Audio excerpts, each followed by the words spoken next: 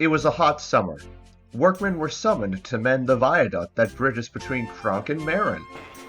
During the repairs, all engines had to travel very carefully when crossing the viaduct.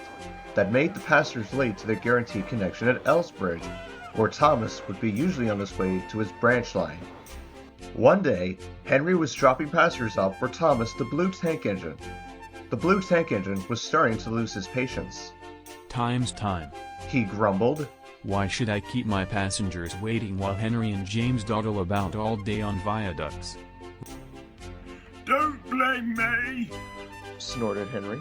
If we hurried to cross the viaduct, it might collapse, and then you had no passengers at all. What would you do then? Run my train on time for one thing.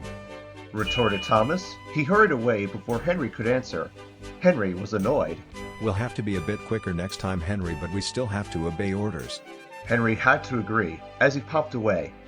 The next day, Henry was a bit quicker than usual. He stopped at Crosby Station to collect his passengers, and soon he made his way towards Elsbridge.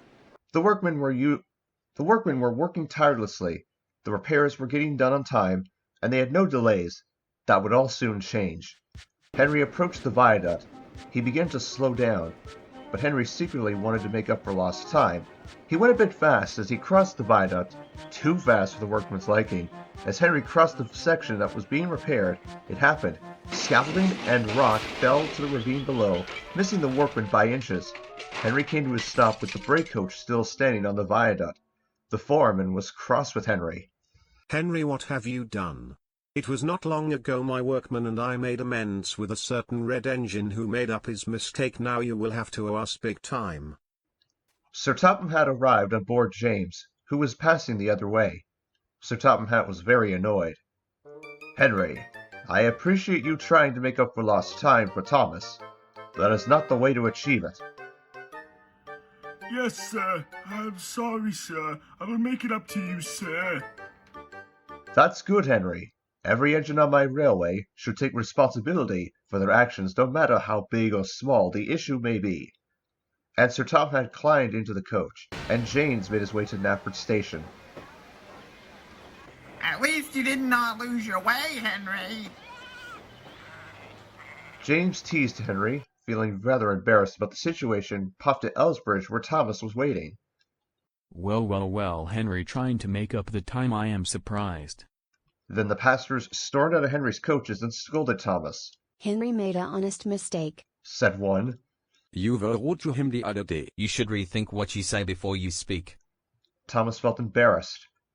It's all right, Thomas. Besides, I'm making it up to Sir Topham Hatt and the workmen once I get all my other jobs done. What about the flying kipper that has to be taken care of? I'm sure James would love to pull the kipper. Besides, one engine is as good as another. That afternoon, Henry returned to the viaduct and apologized to the workmen. I forgive you, Henry. It is lief voor jou uit te helpen thuis. Let's finish what we started. All right, men, let's get the job done. Henry stayed for the majority of the afternoon. For the next several days, helping in any way that he could during that time, James was assigned the flying kipper. That did not sit well with James. This fish will ruin my shiny paintwork! When the work was completed, Henry was rewarded by Sir Topham Hatt for being the first engine to cross the newly repaired viaduct. Everyone clapped and cheered for Henry, as he not only made up to Sir Topham Hatt and the workmen, but in the process proved once again that he was a really useful engine.